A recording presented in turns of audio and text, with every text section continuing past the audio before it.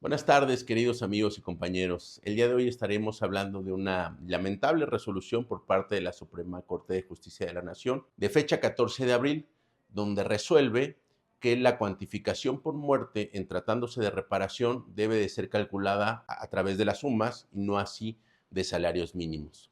Antes de pasar al análisis de esta resolución, quisiera comenzar con una frase que usó la ministra Olenia Batres en una de sus sesiones, en las cuales señaló que todos los fines del Estado son motivo de protección constitucional y cualquier afectación a estos fines debe ser punible. En lo personal, a mí me retrotrae a una icónica frase por parte de Mussolini, aquel dictador de Italia, donde ya señalamos que, hoy hablamos de esto alguna vez, y él señala que todo en el Estado, nada fuera del Estado, nada contra el Estado. Pensar de esta forma, históricamente ya sabemos a dónde nos lleva. Es decir, tener la protección al poder es una contradicción en sí misma de carácter constitucional, porque sabemos que la Constitución está para salvaguardar los derechos de las personas, del individuo.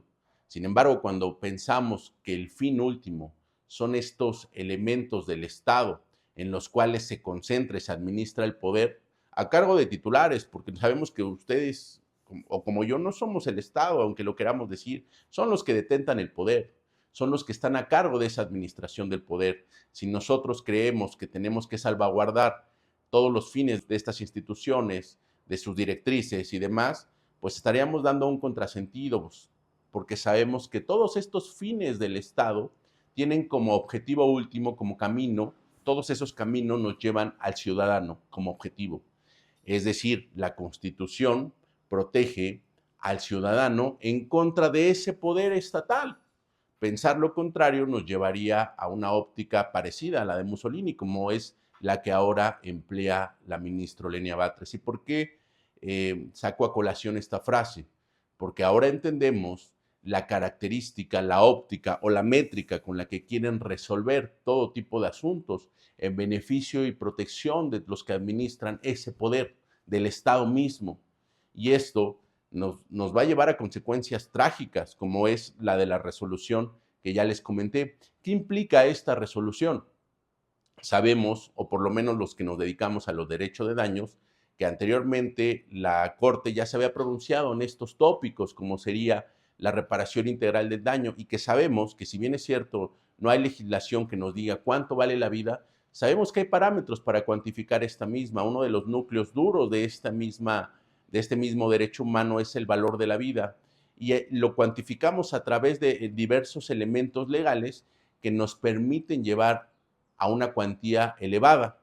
Con esta resolución, por lo menos se está resolviendo que el valor de la vida valga por lo menos una tercera parte menos de lo que podíamos lograr. Con esta resolución se afectan intereses y derechos humanos que en sí mismos son de alto nivel, como sería la reparación integral del daño, pues ya sabemos que esta misma se compone de varios elementos o varios rubros y que estos mismos, al cuantificarse, al llegarse, incluyen o están inmersos en esta reparación integral del daño. ¿Qué implica? ¿Qué significa? Bueno, pues cuando alguien ha perdido la vida, una víctima en especial, ha perdido la vida con motivo de un delito o de cualquier acción por parte del Estado, pues esa cuantificación se reducirá.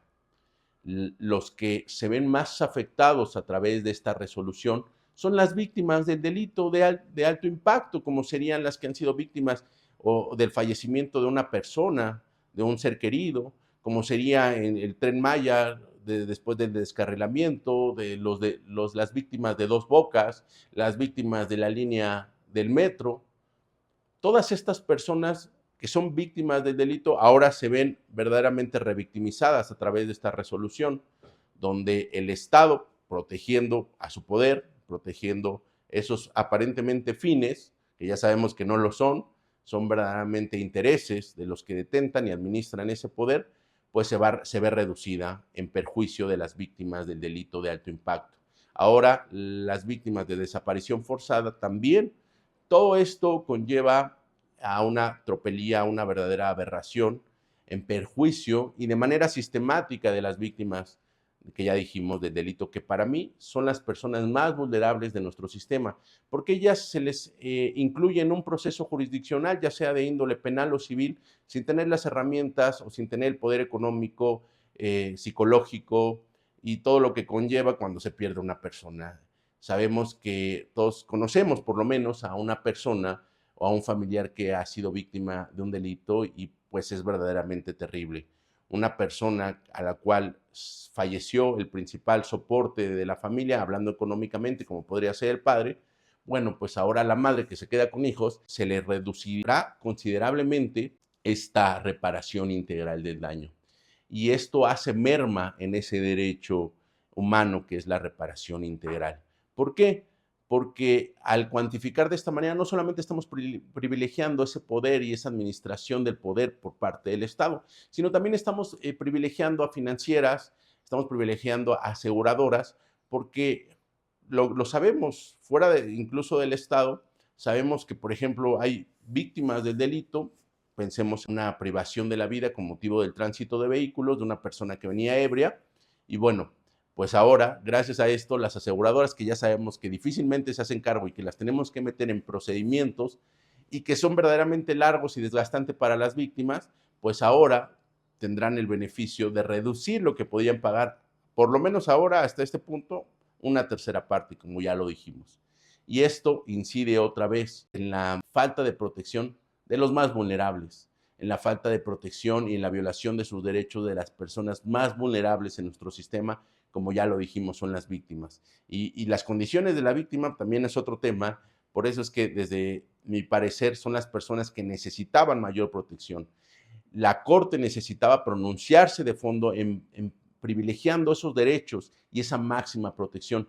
Ahora, contrario a los principios constitucionales, como sería la progresividad, nos retrotraen hasta antes de las resoluciones de la antigua Corte, donde ya se había pronunciado que era constitucional cuantificarlo a través de salarios mínimos. ¿Por qué? Porque la naturaleza del mismo conlleva la protección de la familia. La naturaleza de un salario mínimo conlleva a esa máxima garantía de los derechos de una familia como es la del trabajador. Ahora también con esta resolución, en caso de un accidente de trabajo y demás cuestiones laborales, pues se reducirá por lo menos una parte también esta cuantificación, esta reparación integral del daño que materialmente se ve en una cuestión monetaria. Pero no lo pensemos solamente como esto. Ya dijimos que hay detrás de esta reparación. Hay familias destruidas, hay hijos huérfanos, hay madres que se quedan con varios hijos sin un ingreso, hay madres de familia que se quedan sin su hijo. Nosotros nos ha tocado representar a todos y cada uno de ellos. Es terrible que ahora con esta óptica dictatorial nos lleven a caminos verdaderamente trágicos. Ya lo sabemos, ya sabemos a dónde nos lleva esta protección y este aumento del poder. Ya sabemos cuál es el destino y hacia dónde vamos a transitar con esta nueva óptica, pues justamente a un aplastamiento de nuestras garantías, de nuestros derechos, a totalizar justamente el Estado, porque como ya lo dijo Lenia, nada fuera del Estado, nada contra los fines del Estado, y en caso de que se afecte, debe ser punible, es decir, perseguido penalmente, o por lo menos administrativamente. Entonces esto es terrible, que con esta óptica sigan resolviendo estos ministros. Y si bien es cierto, las redes se llenaron de seudónimos como Borra Torpe por parte de este ministro, pues me parece que estos no le hacen justicia. Estos verdaderamente es algo diabólico, es algo perverso lo que se está haciendo.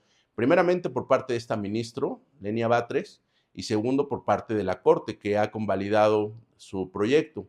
Y si bien es cierto, se ha peleado y algunas organizaciones de las cuales tengo conocimiento habían inferido para que no se llevara a cabo esta votación, o por lo menos no de esa forma, pues a través de esa contradicción de tesis que resolvieron, pues justo nos retrotraen, como ya lo dijimos, a lo que ya había resuelto la anterior Corte. Nos regresan todo lo que hemos vivido, por lo menos en la cuestión judicial, ha sido regresarnos hasta antes de esa protección o de esa máxima protección. Nos regresan, nos quitan esa protección. No solamente nos la quitan, nos la van minimizando. Y ahora, pues justo estas víctimas del delito de alto impacto, pensémosle en todos los delitos de desaparición forzada, secuestro, extorsión, homicidio, pues van a quedar desprotegidas por lo menos en la cuantía. Ahora, al disminuirlas considerablemente, ese núcleo duro de la reparación integral del daño estará afectado. Ahora les diremos a las víctimas que si no les alcanza no pasa nada, porque así ya lo dijo la Corte. Si quieren regresar al proyecto de vida que tenían antes de ese delito, de esa afectación a sus derechos, pues difícilmente lo van a lograr o será más complicado. Insisto, no se trata de una cuestión económica, se trata de una máxima protección a las víctimas del delito.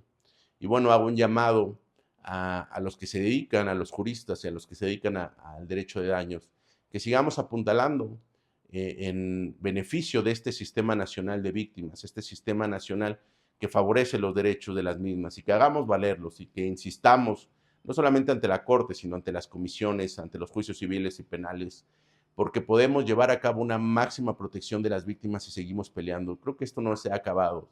No son como tablas bajadas del monte sus resoluciones. A cada rato reflexionan, en cada momento, en perjuicio, ya sabemos, del individuo, de las personas, de los ahora gobernados, en beneficio de los que detentan y administran ese poder. Sigamos luchando y hago ese llamado a que fortalezcamos a través de esa lucha jurídica, de nuestros amparos, de nuestros escritos, de nuestras demandas, ese sistema nacional de víctimas que cada vez se ve más mermado, en especial por esta Corte y este sistema de poder que está privilegiando al Estado en perjuicio del ciudadano. Gracias, queridos amigos, y esperemos que no lleguemos a esa dictadura a la que tanto nos ha querido llevar todo este sistema. Gracias, buenas tardes.